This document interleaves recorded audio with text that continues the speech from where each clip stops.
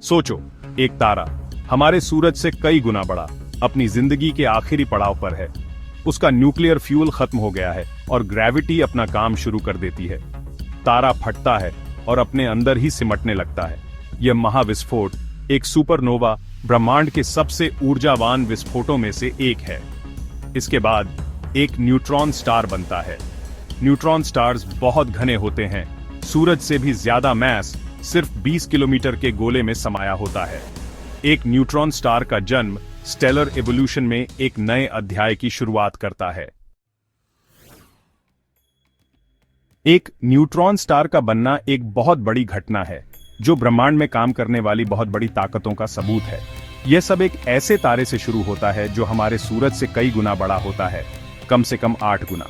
ये तारे अपने न्यूक्लियर फ्यूल को छोटे तारों से ज्यादा तेजी से जलाते हैं। जैसे ही तारे का फ्यूल खत्म होता है, न्यूक्लियर फ्यूजन से बाहर की ओर का प्रेशर कम होने लगता है।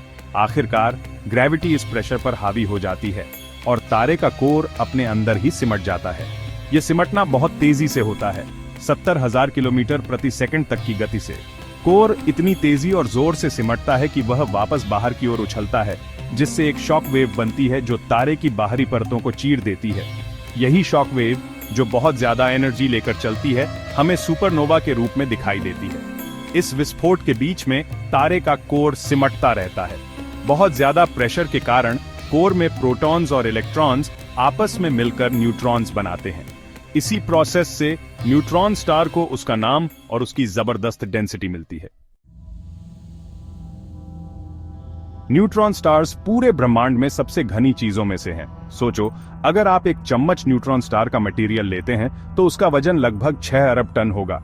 यह माउंट एवरेस्ट के वजन के बराबर है, जो एक चीनी के टुकड़े जितना छोटा है। यह बहुत ज्यादा डेंसिटी इस बात का नतीजा है कि न्यूट्रॉन स्टार के अंदर मैटर कैसे पैक्ड है। एक आम तारे में एटम्स काफी दूर दूर होते हैं, लेकिन एक न्यूट्रॉन स्टार में बहुत तेज ग्रेविटेशनल प्रेशर एटम्स को एक साथ दबा देती है, उन्हें उनके सबसे छोटे आकार में ला देती है। प्रोटॉन्स और इलेक्ट्रॉन्स आपस में मिलकर न्यूट्रॉन्स बनाते हैं। फिर ये न्यूट्रॉन्स जितना हो सके उतना टाइटली पैक हो जाते हैं, जिससे एक ऐसी चीज बनती है जिसकी डेंसिटी की कल्पना भी नहीं की जा सकती। इस डेंसिटी को समझने के लिए इस बात पर ध्यान दीजिए कि एटम्स, जिनसे सब कुछ बना है, हम भी, ज्यादातर खाली जगह होते हैं। अगर आप एटम्स के अंदर की सारी खाली जगह हटा दें तो आप पूरी मानव जाति को एक चीनी के टुकड़े जितनी जगह में फिट कर सकते हैं। न्यूट्रॉन स्टार्स असल में यही कंसेप्ट है, जहां एटम्स की सारी खाली जगह निकाल दी जाती है और बस एक बहुत ही घनी चीज बचती है। अपनी जबरदस्त डेंसिटी के बावजूद न्यूट्रॉन स्टार्स आश्चर्यजनक रूप से छोटे होते हैं। एक आम न्यूट्रॉन स्टार का डायामीटर सिर्फ 20 किलोमीटर होता है, जो लगभग एक शहर के आकार जितना है। इससे उन्हें ढूंढना बहुत मुश्किल हो जाता है, क्योंकि वे हमारे सूरज जैसे तारों की तुलना में बहुत कम रोशनी छोड़ते हैं। लेकिन जो साइज में कमी है, उसकी भरपाई मैस में हो जाती है। एक न्यूट्रॉन स्टार का मैस हमारे सूरज से 2 गुना तक हो सकता है, और यह सब इतनी छोटी जगह में।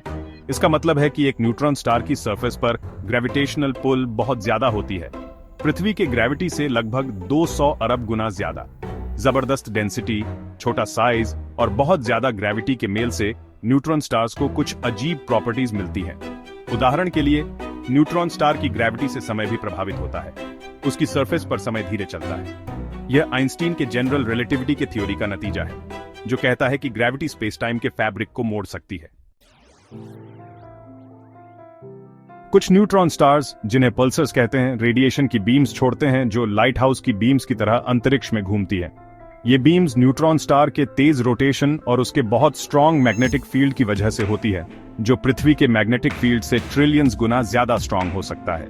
जैसे ही पल्सर घूमता है, उसके magnetic field lines charged particles को चैनल करती हैं, उन्हें बहुत ज्यादा एनर्जी देती हैं। ये चार्ज्ड पार्टिकल्स फिर मैग्नेटिक फील्ड लाइंस के साथ रेडिएशन छोड़ते हैं, जिससे वो बीम्स बनती हैं जिन्हें हम देखते हैं। जब ये बीम्स पृथ्वी के पास से गुजरती हैं तो हम रेडिएशन का एक पल्स डिटेक्ट करते हैं, इसलिए इसका नाम पल्सर है। 1960 के दशक में पल्सर्स की खोज एस्ट्रोनॉमी में एक बहुत बड़ी उपलब्धि थी। इसने न्यूट्रॉन स्टार्स के होने का पहला पक्का सबूत दिया, जो पहले सिर्फ थियोरेटिकल ऑब्जेक्ट्स थे। आज पल्सर्स का इस्तेमाल कॉस्मिक क्लॉक्स की तरह किया जाता है। उनके प्रिसाइज पल्सेस एस्ट्रोनॉमर्स को कई तरह की चीजें स्टडी करने में मदद करते हैं, एक्सट्रीम कंडीशंस में मैटर की प्रॉपर्टीज से लेकर हमारी गैलेक्सी के स्ट्रक्चर तक।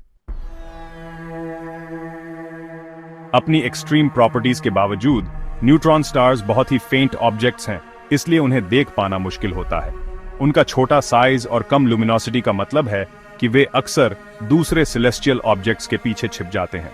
लेकिन एस्ट्रोनॉमर्स ने इन कॉस्मिक रहस्यों को ऑब्जर्व और स्टडी करने के लिए नए तरीके खोजे हैं। रेडियो टेलीस्कोप्स, जिन्हें रेडियो वेव्स डिटेक्ट करने के लिए बनाया गया है, पल्सर्स को खोजने और स्टडी करने में बहुत काम आए हैं।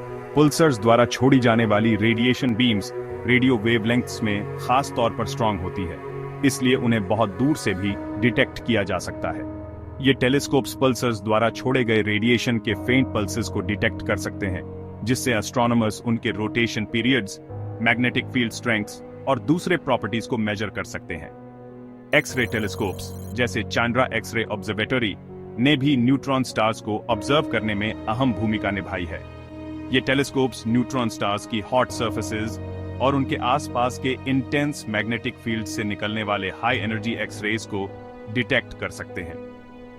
इन एक्स-रे इमिशंस को स्टडी करके एस्ट्रोनॉमर्स न्यूट्रॉन स्टार्स के इंटरनल स्ट्रक्चर और कॉम्पोजिशन के बारे में जान सकते हैं। न्यूट्रॉन स्टार्स अपने रहस्यमयी स्वभाव के बावजूद ब्रह्मांड के कुछ सबसे बुनियादी सवालों को समझने की कुंजी रखते हैं। वे एक्सट्रीम कंडीशंस में मैटर के बिहेवियर को स्टडी करने के लिए नेचुरल लैबोरेटरीज हैं, ऐसी कंडीशंस जो पृथ्वी पर किसी भी लैबोरेटरी में नहीं बनाई जा सकती। न्यूट्रॉन स्टार्स की स्टडी ग्रेविटी के नेचर, बहुत ज्यादा डेंसिटीज पर मैटर की प्रॉपर्टीज और सुपरनोवा एक्सप्लोजन्स के दौरान होने वाले प्रोसेसेस के बारे में जानकारी देती है। न्यूट्रॉन स्टार्स के आसपास के एक्सट्रीम ग्रेविटेशनल फील्ड्स आइंस्टीन के जनरल रिलेटिविटी के थ्योरी के लिए एक टेस्टिंग ग्राउंड है। यह स्टडी करके कि न्यूट्रॉन स्टार की ग्रेविटी से लाइट कैसे बेंड होती है, एस्ट्रोनॉमर्स जनरल रिलेटिविटी के प्रेडिक्शंस को बहुत एक्यूरेटली टेस्ट कर सकते हैं।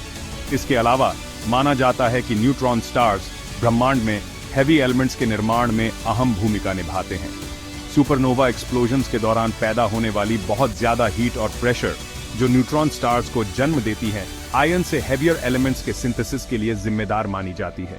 ये एलिमेंट्स, जिनमें गोल्ड, प्लैटिनम और यूरेनियम शामिल हैं, सुपरनोवा एक्सप्लोजन्स द्वारा पूरे ब्रह्मांड में फैल जाते हैं और आखिरकार नए तारों, ग्रहों और यहां तक कि जीवन में भी शामिल हो जाते हैं।